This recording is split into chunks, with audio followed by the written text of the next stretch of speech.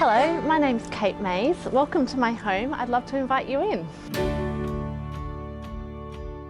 I like to write down my ideas as soon as I have them, and I might hear a phrase that's said by someone, or an idea might come to me, and I might be on a bus or in a cafe. In fact, most of my ideas for stories have been, they've come to me while I've been out and about.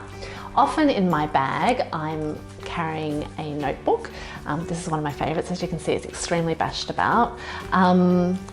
This has got things like my shopping list, but there are, if you go through it, sentences that actually have become picture books and ideas for stories. There's one here called I Love Puddles. Not sure what was going on that day. But I don't always have my notebook with me. So long as I've always got a pen, even if it's a ratty old thing that can capture just one word or one sentence, it's all I need.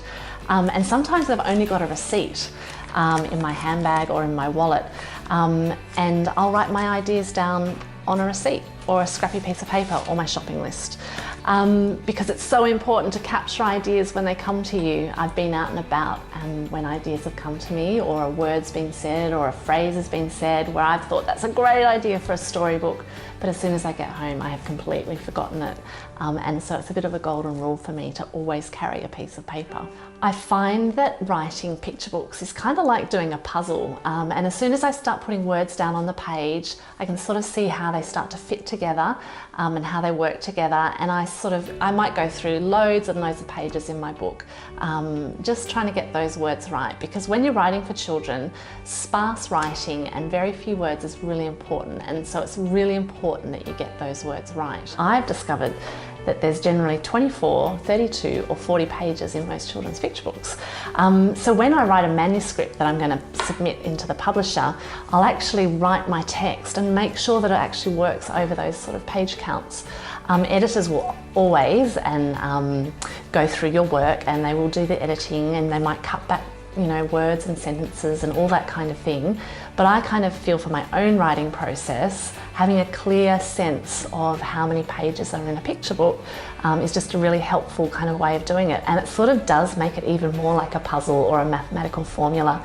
And for the way my mind works, I love knowing that I've got 20 pages to fill, and how am I going to make my words fill in those pages. I do often write in all sorts of places, as I've mentioned, cafes and restaurants and on the bus, but when I really want to sit down and get the job done and get my sort of story working from beginning to end, this is where I love to sit the most. It's the dining table, it's in the middle of the house, there's noises from the street outside, I can listen to the music, and it's also got this lovely window which lets in so much lovely sunlight. So this is kind of my place that I feel most comfortable and at home. So when I'm writing, I often like to make sure that I'm reading a lot of other picture books as well.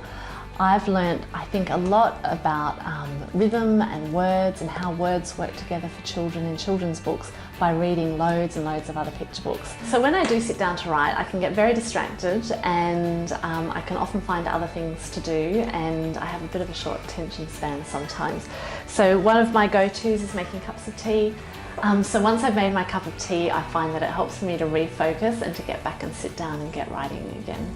Thank you so much for dropping by my home this afternoon and seeing where I write. And don't forget to write your ideas down, even if it's on the back of a shopping docket, because you just never know where those ideas might lead.